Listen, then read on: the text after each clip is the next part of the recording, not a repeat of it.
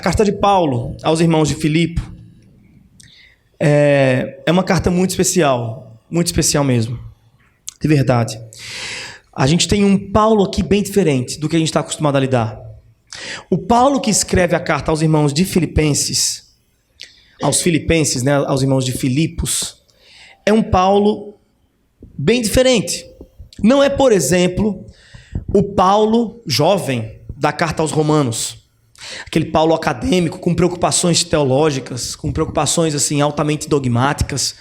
A carta de Paulo aos Romanos é uma carta feita na flor da sua idade intelectual e é considerada por todos nós, né, como provavelmente a sua grande tese de teologia. É a carta de Paulo aos Romanos. Então é uma carta muito concatenada, é uma carta muito acadêmica mesmo. Ele usa recursos didáticos muito específicos de quem lida com o academicismo. É uma carta densa, profunda, altamente técnica e maravilhosa, obviamente, por tudo isso. Mas não é o Paulo que nós temos aqui em Filipenses definitivamente. O Paulo que nós temos aqui em Filipenses também não é o Paulo que nós temos, por exemplo, nas cartas que ele escreve aos irmãos de Corintos, né? Vocês sabem que os irmãos de Corintos eram uma igreja bem problemática mesmo, né? Paulo vai dizer que os irmãos de Corintos, eles tinham todos os dons. Parece para nós que é uma igreja bem madura, né? Mas nunca ter muitos dons ou manifestações espiritualistas ou espirituais nunca foi sinônimo de maturidade, desde os tempos bíblicos. Porque quando Paulo, ao mesmo tempo que Paulo diz aos irmãos de Corintos que eles tinham todos os dons, né, que ele os louva por causa disso, Paulo também vai dizer aos irmãos de Corintos que desejou falar com eles como quem fala com gente madura, mas foi impossível. E Paulo teve de voltar para os rudimentos da fé e oferecer novamente o leitinho. O leite inicial do Evangelho. E isso demonstra para a gente um Paulo muito preocupado com a saúde da igreja. Então, quando ele escreve aos irmãos de Coríntios, ele escreve 4 cartas, ele escreve tentando resolver problemas muito graves, alguns deles de natureza moral. A igreja de Corinto era uma igreja bem bagunçada. Imagina você, né? Uma igreja cheia de dons, mas uma igreja cheia de divisões, uma igreja cheia de imoralidade, uma igreja cheia de competitividade. Era uma igreja bem imatura. De criancinhas mesmo, assim. A gente não se apercebe muito dessa entonação de Paulo. Quando a gente lê, por exemplo, aquele capítulo de Coríntios, que ele fala assim, né? Ainda que eu fale a língua dos homens e dos anjos, se eu não tiver amor, nada serei, né? Coríntios 13, um capítulo que a gente costuma olhar para ele como se fosse um capítulo muito poético, como se Paulo estivesse assim, na beira de uma rede lá em João Pessoa, tomando uma água de coco, escrevendo essa poesia, né? Ainda que eu fale a língua dos anjos e dos homens, se não tiver amor. Não é a ideia. Quando Paulo escreve isso, ele está altamente indignado. Paulo escreve isso com sangue nos olhos. Mas não é possível que vocês vão continuar com essa ladainha de eu sou de Paulo, eu sou de Apolo, eu sou de não sei quem, eu falo tantas línguas, eu profetizo, eu faço não sei o quê. Minha gente, pelo amor de Deus, vocês não estão entendendo não. Que aí, olha, eu podia falar língua de homem, eu podia falar língua de anjo, eu podia pegar meus bens, vender tudo e dar aos pobres, eu podia queimar meu corpo em praça pública. Nada disso importa nada, vale nada se não tiver amor. Eu não estou bravo, não. Paulo que estava, no caso. Eu só estou interpretando. Tá? Que é uma coisa que talvez, se a música não der certo, eu vou para o ator mesmo, para ver se vai. Mas acho que não. Mas enfim.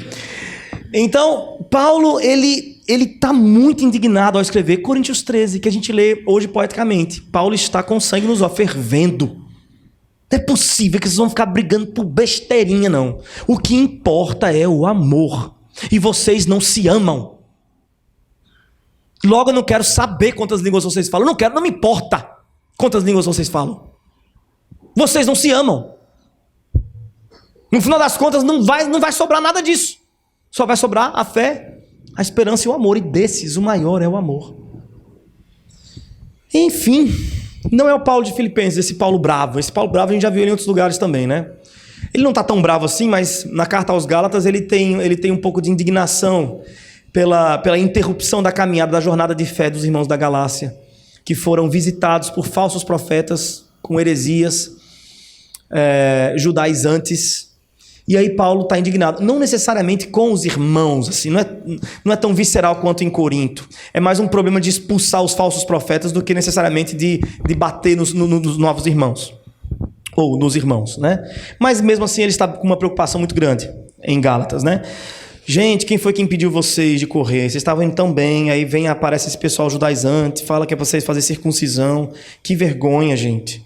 Uns velho barbado, marmanjão, botando negócio para fazer circuncisão. Que coisa horrível. A circuncisão agora é do coração. Vocês agora voltando para ritos cerimoniais. E aí lá vai Paulo consertar a jornada de fé daqueles irmãos da Galácia. Não é o Paulo de Filipos. Eu gosto de fazer esse passeio antes de chegar em Filipos para você entender o tanto que essa carta é especial. Essa carta é tão especial, gente. Alguns consideram como a pérola das cartas de Paulo, a pérola paulina. Ela é chamada, na verdade, de a carta da alegria. A carta da alegria. E isso por si só já tem muito a nos dizer. Porque a carta de Paulo aos irmãos de Filipos foi escrita na cadeia, quando Paulo estava preso. Paulo estava preso e escreveu a sua carta da alegria. Isso é esquisito, minimamente esquisito. O que você escreveria se estivesse preso? Qual seria o tom da sua conversa se você estivesse em restrição, se você estivesse em sofrimento? Eu tenho a impressão de que todos nós estamos debaixo dos mesmos lençóis. A nossa geração é uma geração que não sabe sofrer. A gente não sabe o valor da dor. A gente não sabe o valor da dor. A dor pra gente não vale nada. A única coisa que vale pra gente é a alegria. É o sorriso bobo. É o verão. É a festa, é o barulho. É o selfie. É a quantidade de curtidas. A única coisa que vale pra gente é isso, é a aparência. É o sorriso infantil. A gente não sabe o valor da dor. A gente não sabe o valor do silêncio. A gente não sabe o valor da angústia, do sofrimento. A gente não sabe. Provavelmente se a gente fosse escrever uma carta no cárcere, essa carta seria qualquer coisa, menos a carta da alegria. Porque cárcere pra gente é sinônimo de fracasso. Cadeia pra gente é sinônimo de fracasso mesmo. Mas Paulo está ali, no cárcere, escrevendo aquela que seria considerada por todos a sua carta mais terna. Enquanto está preso, acorrentado, escreve a carta da alegria. É por essas e outras que eu acho que Filipenses, essa carta aqui que está diante de nós, ela não cabe no nosso tempo. Ela não cabe. Se você quiser rasgar Filipenses da sua Bíblia, eu entenderia suas razões. Ela não cabe.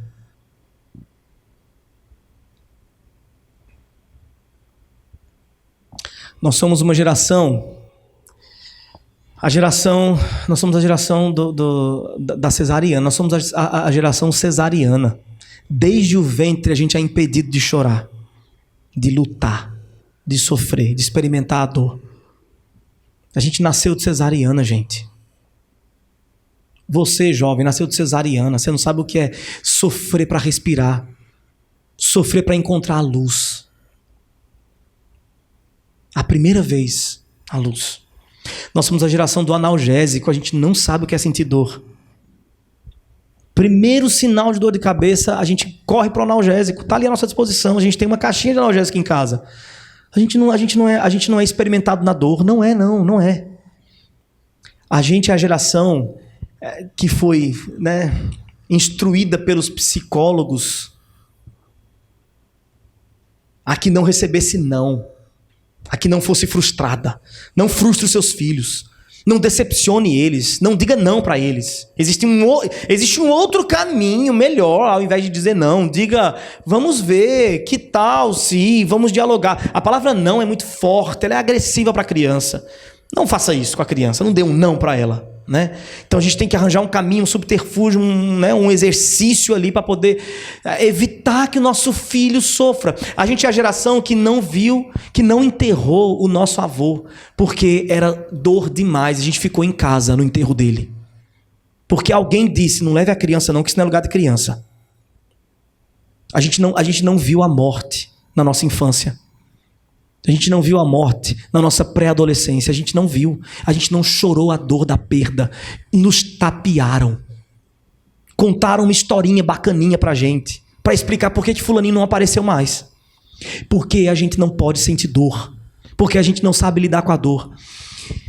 E aí a gente cresce dessa forma. A gente está criando os nossos filhos assim, da mesma forma como nós fomos criados. Estou falando da minha geração. Eu sou essa geração também. Estamos debaixo dos mesmos lençóis. A gente não sabe o valor da lágrima doída. A gente não sabe o valor do abraço em família no luto. A gente foi evitado de abraçar no luto. Colocaram a gente na frente de uma televisão assistindo Galinha Pintadinha, enquanto lá na sala choravam a dor da perda de alguém. Evitaram que a gente visse o cinza da existência. Evitaram que a gente visse a dor. O tempo inteiro. Você quer matar um pai hoje na igreja? Corrija o filho dele. Exorte o filho dele. Você quer matar uma mãe hoje? Ela está de longe vendo o filho ali fazendo arte. Mexendo na bateria. Vai estragar os trem tudo aqui, é caro para comprar. Mas a gente não pode dizer não. Então o peste sobe aqui. Faz o que quer. Joga o microfone para cima e a gente tem que sorrir e acenar. Porque senão perde até a família todinha da igreja. E sobe aquele filho do... Aleluia. Do Tasmania. Faz o que quer aqui. E aí a mãe está de longe olhando. Incapaz de dizer, filho, não. Por que ela é incapaz de fazer isso? Morre de medo da vergonha. Porque o filho vai responder para ela. O filho vai olhar para ela e vai fazer assim, ó. Pum, olhando para ela. Quem manda aqui sou eu. E aí alguém está aqui e fala assim, rapaz, não, isso aqui não é lugar para você não. Não faça isso. Não faça isso. Isso aqui é caro. Matou. Uma faca, uma peixeira no coração da mulher, lá atrás. Matou a mulher. Matou. Porque o filho dela não pode ser exortado por ninguém. Não é exortado por ela, vai ser exortado pelos outros. Ela não chama a atenção do filho, o outro vai chamar. A gente não sabe o que é dizer não para a criança. A gente não ouviu não. A gente só ouviu sim. Qual é o resultado disso? O resultado disso é que a gente vive uma vida ilusória de cores, uma vida de Instagram, onde só se posta o que é feliz. Uma vida de faz de conta, uma vida de mentira. Por que é de mentira? Porque a gente acredita realmente nesse mundo que tudo é bom, tudo é feliz, tudo é sempre sim, tudo é... Quando alguém morre aqui, quando a dor chega, a gente corre para assistir a nossa galinha pintadinha da existência. A gente não tem mais idade, nem gosta mais da galinha pintadinha em si, do desenho animado da Disney. Mas a gente vai para os nossos subterfúgios, para as nossas fugas. A gente vai para o nosso filme, a gente vai assistir, a gente vai para um show, a gente vai fazer uma festa, a gente vai para a nossa galinha pintadinha, a gente vai fingir que a dor não está aqui. Que a gente não sabe lidar com ela. Mas tem hora que não dá para fugir. A dor chega para todo mundo. Ela bate na porta. E você simplesmente não foi preparado para isso. Desde que nasceu, você não foi preparado para abrir a porta e dizer, dor, entre. Vamos conversar.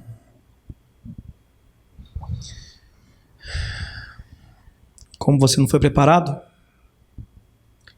você cai uma espiral de angústia, de depressão, ansiedade, síndrome do pânico. A nossa geração desenvolve todo tipo de doença psicossomática, todo tipo de patologia emocional, simplesmente porque para a gente não existe a possibilidade de incluir o sofrimento na nossa existência.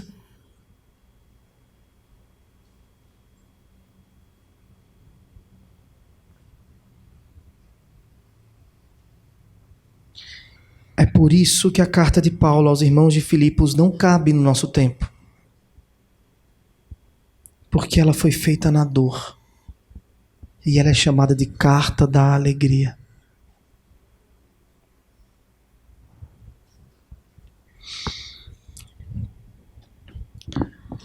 Paulo recebe notícia de que os irmãos de Filipos estão altamente decepcionados, muito tristes, muito entristecidos, porque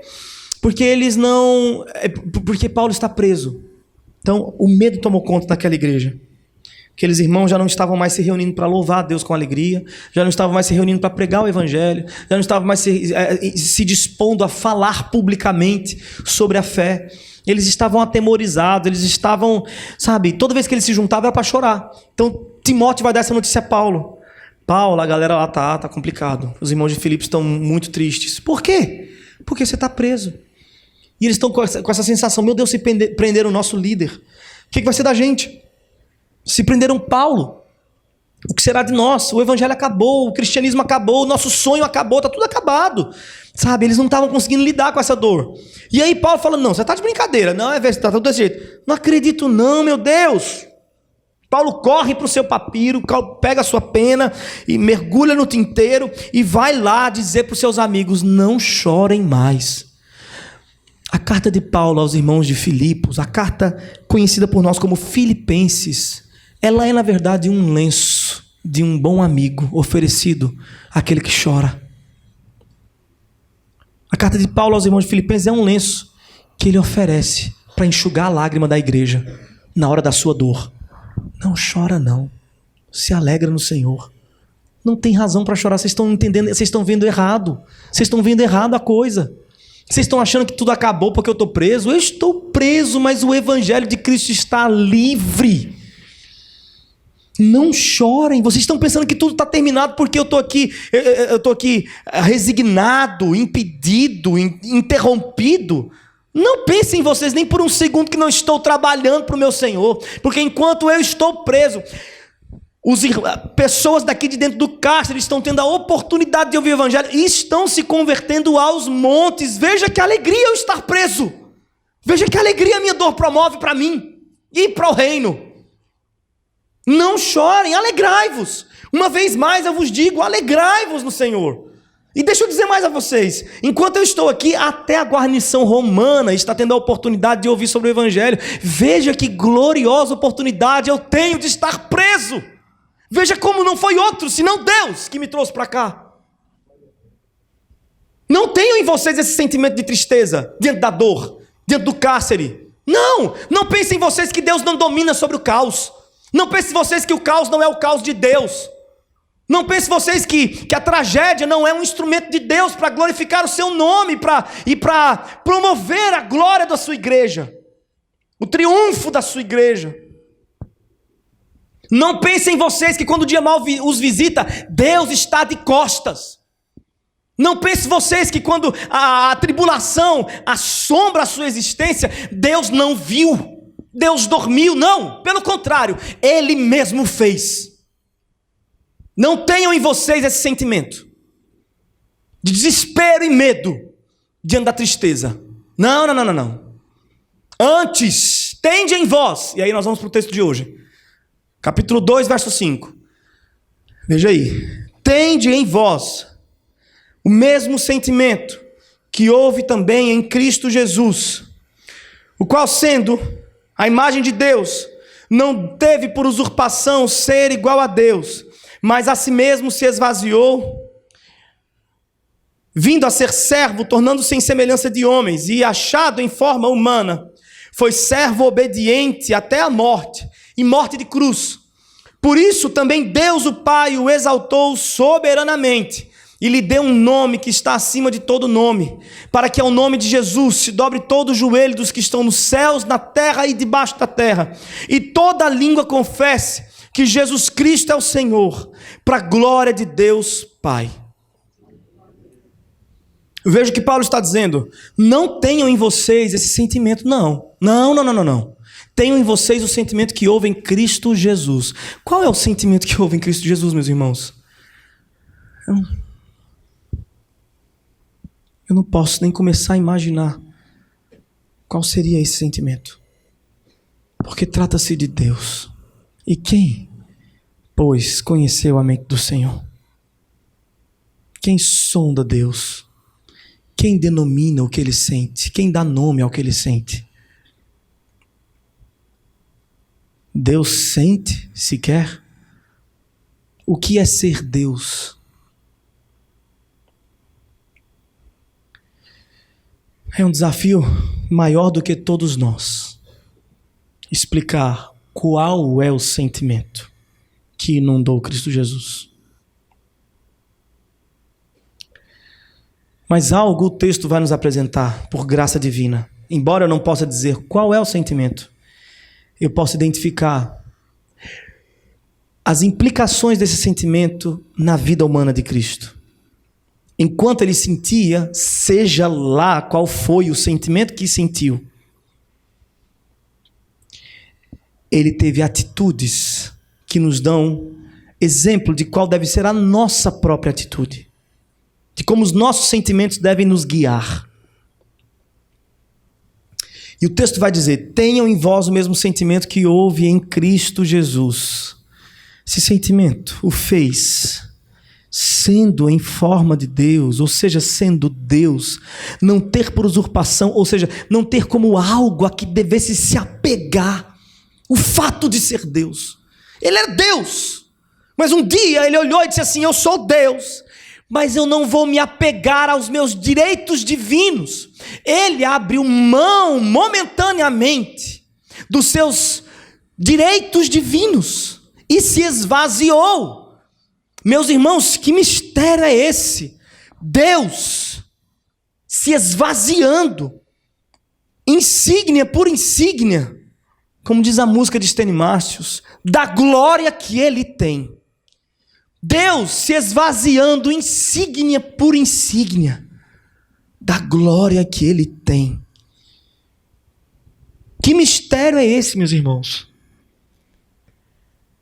Não se apegando a isso. O direito de ser adorado e reverenciado por todos. O direito de ter a sua glória exposta e revelada para toda a criação. O direito de ser louvado por todos os principados e potestades por 24 horas. O direito de reinar, o direito de estar ali assentado. O direito de primazia lá em cima. Ele abriu mão disso e se esvaziou, achando-se em forma de homem. Veja a escala da humilhação. Enquanto Deus, ele se esvazia, não se apega ao fato de ser Deus e faz-se homem. Esse é o primeiro degrau. E esse mistério, debruçar-se sobre o mistério do Deus que faz-se homem. Essa simples frase: Deus não teve por usurpação ser igual a Deus, mas a si mesmo se esvaziou e tornou-se homem. Essa frase tem potencial o suficiente para lhe enlouquecer.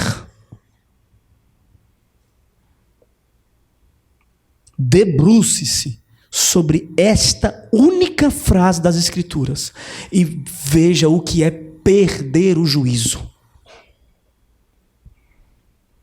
A gente se acostuma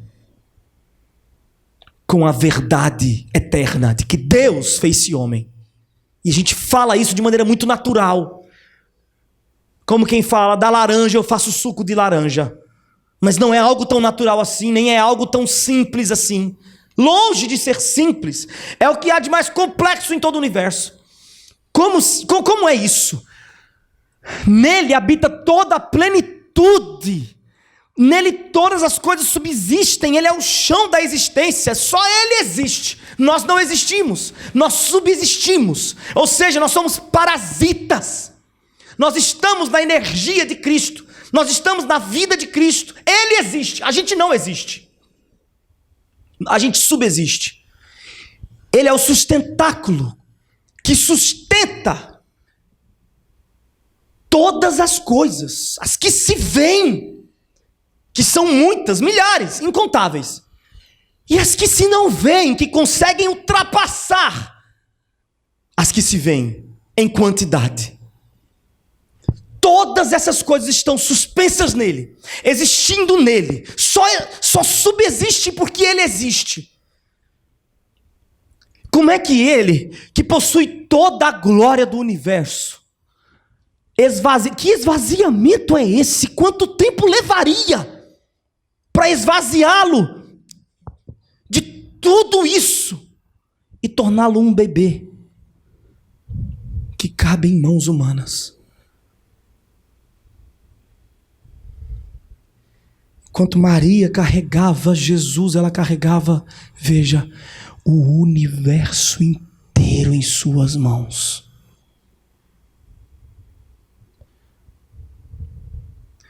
Diz uma outra canção, quando Maria beijava a face de Cristo, ela beijava Deus. Era Deus esvaziado, cabendo em um corpinho desse tamanho. Que mistério assombroso. Não dá para falar mais do que isso. E tudo isso que eu falei é insuficiente para se quer começar a refletir sobre o assunto. Pense como somos incompetentes diante dessa frase. Deus esvaziou-se e tornou-se homem. Qualquer um que tentar explicar qualquer coisa não será mais do que um incompetente.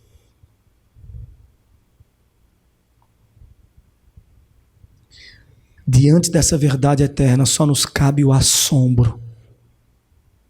O assombro. Análogo ao assombro de uma criança quando vê o primeiro trovão estourar no céu. Esse é o assombro que essa frase deve nos causar sempre.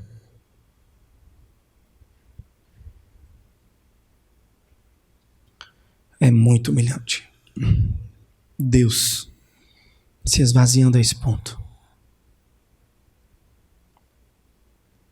Pense, por exemplo, você sendo homem, não se apegando aos seus direitos de homem, não se apegando às suas prerrogativas humanas. O que é uma prerrogativa humana?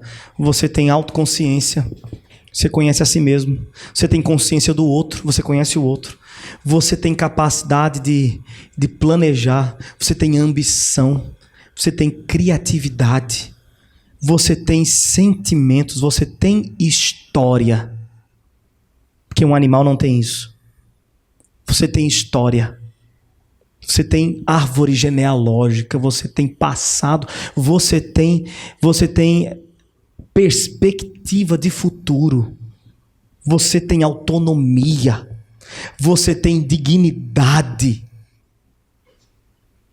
Imagine você não se apegando a nenhuma dessas prerrogativas humanas e transformando-se em uma barata. Um ser sem autoconsciência, sem consciência do outro, sem história, sem futuro. Um ser. Simplesmente distintos. Extintos. Não seria humilhante isso? Nem de longe se parece com a humilhação de Deus tornando-se homem. A distância é muito maior. E mais, ainda que você pudesse transformar-se em uma barata, ou esvaziar-se até chegar ao ponto de uma barata, você não criou a barata. Portanto, é humilhante, mas não é tão humilhante quanto Deus transformando-se em uma de suas criaturas. E de suas criaturas, aquelas mais repugnantes, que embora tendo consciência de si e do outro, mata o outro.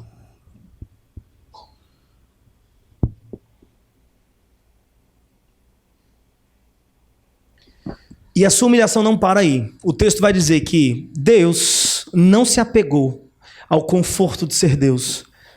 Deus não se apegou a esse conforto e humilhou-se, transformando-se em homem. Sua humilhação não para aí. Achado na forma de homem, o texto vai dizer que ele foi que tipo de homem? Homem, servo, eis mais um degrau. Sim, porque ele poderia ser qualquer tipo de homem.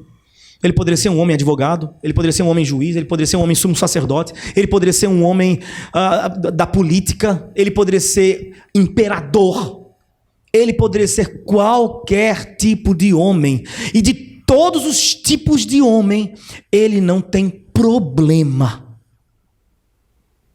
em assumir para si o tipo de homem chamado servo.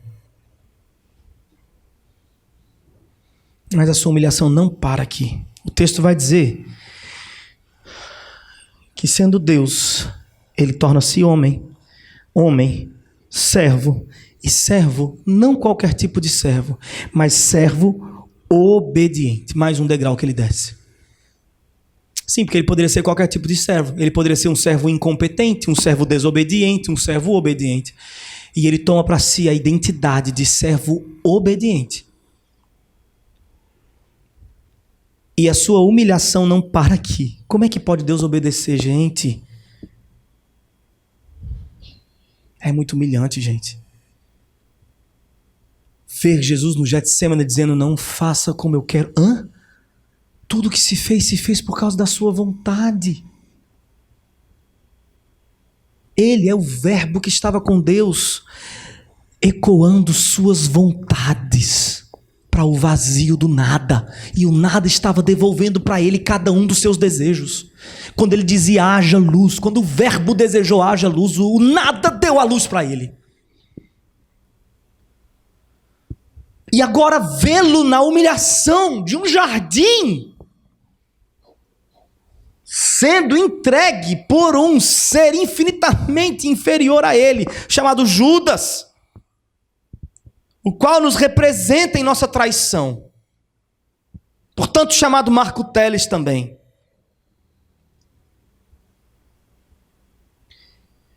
E vê-lo sendo entregue por esse Judas, e vê-lo sangrando no Getsemane, e dizendo a frase, não faça a minha vontade, mas a tua. Que servo obediente. Ele era a única pessoa do universo que poderia dizer, sempre, sempre, faça-se a minha vontade. E foi exatamente ele que no Getsemane disse, quanto à minha vontade, esqueça o que eu quero. E faça o que tu queres.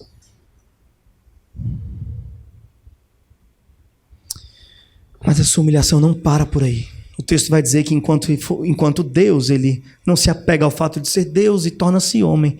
Enquanto o homem não é qualquer homem, mas homem servo. Enquanto servo, não qualquer servo, mas servo obediente. Mas enquanto servo obediente, ele vai descer mais um degrau. E o texto vai dizer que ele vai ser achado como um servo obediente até a morte.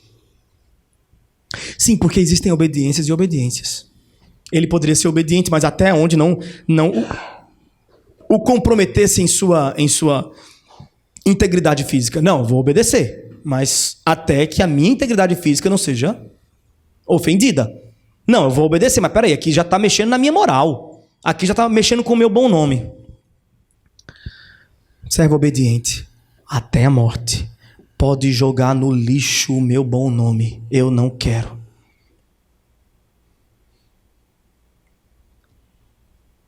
Pode dilacerar meu corpo. Eu não me importo. Eu vou abraçar a dor. Eu não vou fugir da dor. Eu não vou fingir que ela não está lá. Eu não vou me esconder do sofrimento. E eu poderia jamais me submeter à dor, porque dor é para quem peca, e eu nunca pequei. Morte é para quem peca, e eu nunca pequei. E lá está ele, o único de nós que poderia dizer, quanto a mim, a morte jamais terá direito de me chegar à porta. E lá está exatamente ele abrindo a porta e dizendo, morte, entra. Fica à vontade, a casa é sua.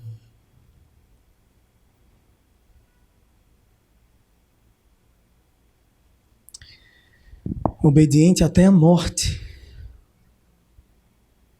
E aí a sua humilhação ainda vai mais além. Não qualquer morte, porque existem mortes e mortes. Ele poderia morrer quentinho numa cama aos 80 anos de idade, 90, com seus netos e filhos à sua volta. O sonho de todos nós. Ele poderia morrer de um infarto fulminante. Ele poderia morrer de qualquer forma que você possa imaginar. Ele é Deus. Mas ele toma sobre si a morte e morte de cruz. A morte mais humilhante, mais degradante, que aquele tempo poderia oferecer. Quando Isaías disse: ele foi contado entre os transgressores, o que Isaías está dizendo, profeticamente, mesmo sem ter visto a cena, mas a cena se cumpriu quando os viajantes passavam pela beira da montanha da caveira, pela beira do Gólgota, e olhavam para o alto do cume do Gólgota, da montanha da caveira, e contavam: lá estão 3 transgressores, 1 transgressor, 2 transgressores, 3 transgressores. Ele foi contado entre os transgressores e não teve problema com isso. Nós temos muito problema em sermos contados no meio daqueles desprezíveis da sociedade. A gente não anda com gente desprezível, não. Deus me livre ser visto no meio de gente desprezível. A gente na igreja evita andar com aquela menina, com medo de ser contado no meio desse tipo de gente. Os caras aqui evitam sair de carro e ir para o cinema, se divertir com aquele afeminado da igreja. Morre de vergonha de ser considerado um como ele. Porque você é superior, né? Machão. Você, moça de bem, é superior àquela menina que todo mundo viu a vergonha e soube que perdeu a virgindade. Você, moça de bem, você é superior, né? Aquele senhor que perdeu toda a sua família, acabou com o seu casamento, você não anda com ele. Ele não vai estar na sua ceia de Natal. Eu sei que não vai estar. Não minta para mim, não. Porque você não quer ser contado entre os transgressores. Mas Jesus não se apegava à sua imagem. Não se apegou à sua imagem. Tu já pensou o que é estar naquela cruz e sabendo que lá embaixo estão pensando dele o pior e ainda assim manter-se ali obstinado para cumprir a vontade do Pai?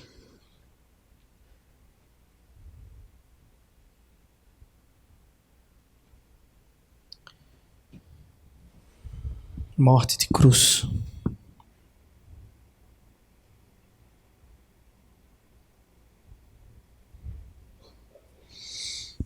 A morte é uma humilhação para todos nós, gente. Para todos nós.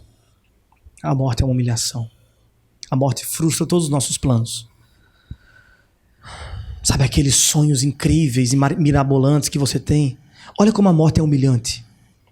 Você é um cara que deixa um legado sobre a terra. Que nossa geração agora, o negócio é deixar legado. A gente tem que ser pai de multidões. Igual o Fernandinho. A gente tem que tocar em muitas gerações. Se não for assim, nem quero viver. A gente é obstinado em deixar grandes coisas, em legados. Como se a gente fosse a primeira geração a pisar na terra. Olha como a morte é humilhante. A morte faz o seu legado desaparecer da terra. Meus discos, que para mim significam tanto, daqui a 150 anos ninguém vai nem saber que eles existiram. Me diga o nome do seu pai. Você sabe. Me diga o nome do seu avô e o que ele fez. E a sua história de vida. Você já vai me dizer com um pouco mais de dificuldade. Me diga o nome do seu bisavô e a grande história de vida dele e o legado que ele deixou. Poucos aqui vão saber. Me diga o nome do pai dele, seu tataravô, e o legado que ele deixou sobre a terra. É porque ele não deixou um legado? É porque ele não amou? É porque ele não foi importante? É porque ele não fez grandes coisas? Ele fez tudo isso, mas a morte o humilhou. Tudo vai desaparecer, gente. Suas grandes obras, seu nome. Pela graça de Deus, poucos de nós são selecionados e o seu nome é falado aí. Por séculos e séculos e séculos, por alguma coisa que você tenha feito. Essa é realmente a pequena, a minoria. A cada 1 milhão de pessoas que morrem, uma fica falada. E digo mais, não é para sua própria glória, porque ela não viu.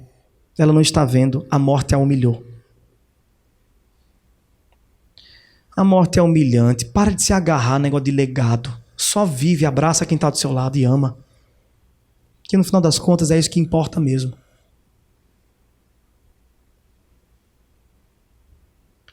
Se a morte é humilhante para qualquer um de nós, embora seja merecida para todos nós, nós merecemos a humilhação da morte. Quão humilhante a morte é para Deus. Veja a loucura dessa frase. Deus morreu.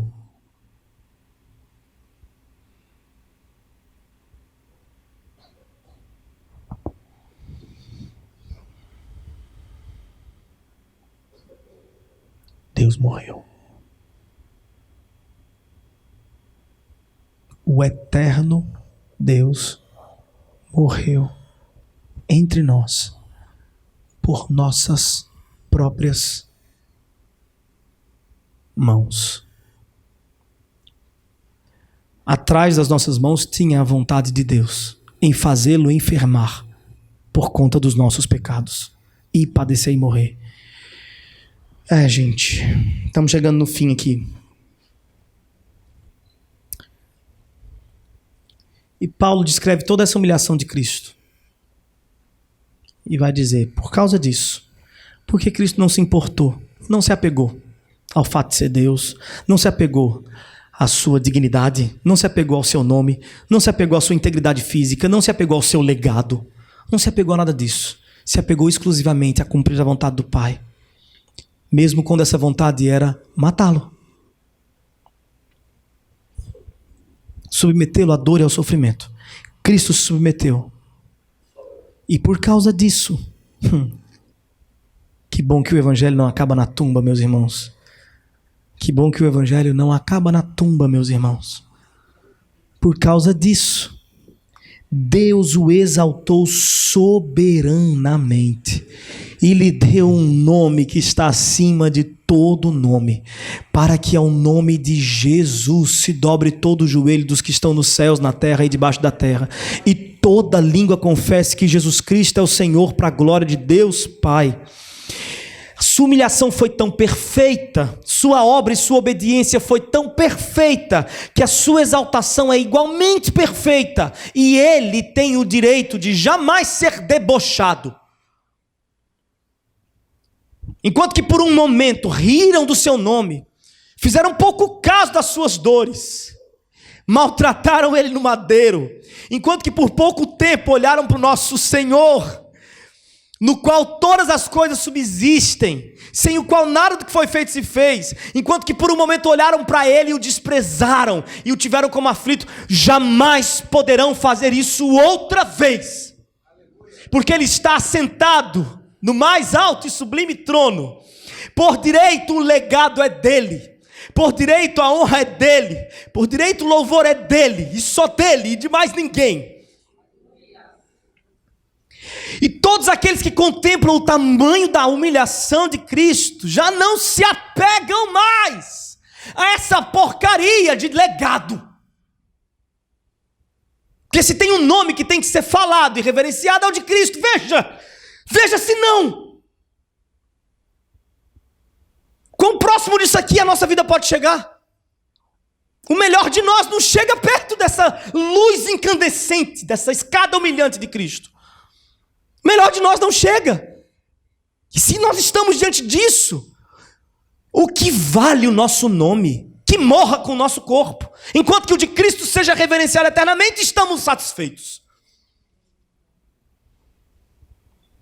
Para citar outra canção, e essa já contemporânea, que o meu nome morra com o meu corpo, e que o de Cristo permaneça em tudo. Meus irmãos queridos, não tenham em vocês o sentimento da maioria dos que estão lá fora, o medo da dor, o medo do desprezo, o medo do abandono, o medo da humilhação.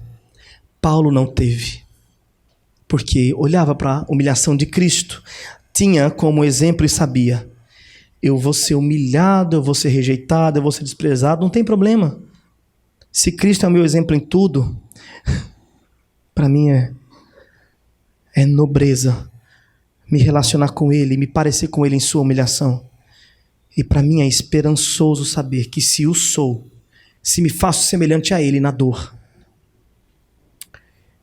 certamente, em semelhança a ele também serei ressuscitado.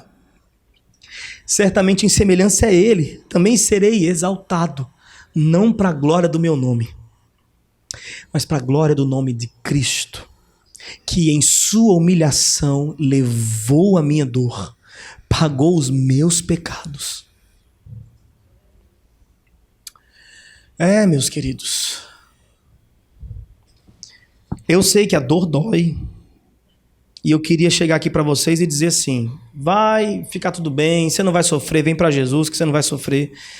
Mas eu não posso dizer isso porque a Bíblia não diz isso. Mas deixe-me dizer uma coisa, e isso eu posso dizer: quando a dor doer, use Filipenses para enxugar suas lágrimas. Use esse lenço precioso para enxugar suas lágrimas. Se você realmente quiser rasgar Filipenses da sua Bíblia, que seja para enxugar suas lágrimas. Quando a dor chegar, deixa doer. Quando a chuva cair, deixa molhar. Quando o sol sair, deixa queimar. Quando a morte chegar, chore. Quando o luto na sua casa chegar, chore, lamente. Quando o trabalho você perder e fracassar na sociedade, lamente. Quando você perder aquele emprego por conta dos seus princípios e dos seus valores cristãos, deixe doer. Não tem problema. Para citar outro poeta contemporâneo, toda dor é por enquanto, mas a alegria é daqui até o fim e eternamente. Que essa alegria carregue você e você não tenha mais dor. Eu sinto muito encerrar essa mensagem dizendo que o nosso caminho é o inverso. A gente não começa aqui onde Cristo começa. A gente começa lá embaixo. A gente não é nada. A gente não é ninguém. A gente não merece absolutamente nada. A gente sabe quem a gente é.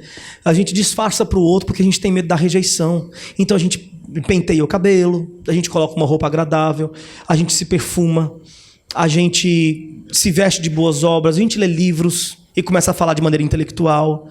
A gente estuda, a gente tem diploma, a gente tem emprego, a gente paga as nossas contas para parecermos sermos cidadãos de bem. Tudo isso porque a gente tem medo de que o outro descubra quem realmente a gente é por trás de todas essas obras, toda essa roupa, toda essa maquiagem. Esse eu que a gente já viu. A gente já viu. E a gente sabe. Então a gente se esconde. Porque a gente tem a impressão de que se o outro vê exatamente quem a gente é, ele vai fugir da gente.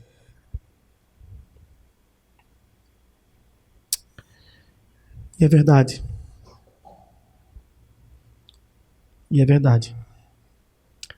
Muito provavelmente o outro vai fugir de você quando entender todas as suas fraquezas. Muito provavelmente. E isso também porque ele tem medo que as suas fraquezas exponham a dele. Então ele vai fugir. Não porque você é terrível demais, mas porque você é tão terrível quanto ele. E ele tem medo de chegar ao mesmo ponto que você e também despir-se. E despir-se dói. Mas Cristo nos viu. Não nos viu como o homem vê, com os nossos aparatos, com a nossa pirofagia, o nosso jogo de ilusionismo, jogando nossas boas obras para frente de todo mundo, para ninguém perceber quem a gente é. Ele não nos viu assim. Ele nos viu lá dentro. Ele vê, ele perscruta quem a gente é. E ele entendeu que valia a pena morrer em nosso favor. E ao invés de nos rejeitar, ele que não é inseguro, mas seguro demais em quem ele é, ao invés de nos rejeitar, ele nos aproximou de si mesmo por sua própria vida, para no final das contas nos tornar iguais a ele. Não mais esse fracasso que somos, não mais essa tragédia que somos, mas a imagem de Deus, a imagem do Filho amado. Quanta graça! É graça. Mas nós, não tendo nada, sendo merecedores do inferno e do juízo divino, a gente quer ser reconhecido. E ao ser reconhecido, a gente quer deixar um legado. E ao deixar um legado, a gente quer que as pessoas lembrem do nosso nome e não pisem no nosso calo. A gente chega, no final das contas, no último degrau. A gente poderia fazer assim uma narrativa bem específica de cada petulância da humanidade, o tanto que a gente exige os nossos direitos, o tanto que a gente se acha digno de qualquer coisa. Mas eu vou dizer apenas que a gente chega ao nível máximo da arrogância. E o nível máximo da nossa arrogância é sentar no trono que é de Deus. Ele começa lá e esvazia o seu trono, deixa vago e vai até o mais profundo poço de humilhação. Nós começamos no mais profundo poço de humilhação e a gente quer chegar aqui, ó, e sentar no trono de Deus. Você fala, nossa, que absurdo. Não, não é absurdo não. A gente está lá sentado dizendo assim, eu decreto, eu ordeno, eu não aceito, eu determino. Quanta petulância. Jesus tinha todo o direito de dizer, eu decreto, eu ordeno, eu determino, eu não aceito, mas ele disse, não seja como eu quero, mas como tu queres. E a gente que não tem direito nenhum, ao invés de abraçarmos a frase que nos é por direito, não seja como eu quero, mas como tu queres, a gente despreza essa frase e abraça a frase que nunca foi nossa. A gente usurpa essa frase. Eu decreto, eu determino, eu ordeno. Não tenho em vós esse sentimento. Tenho em vós o mesmo sentimento que houve em Cristo Jesus. Tenho ele como exemplo.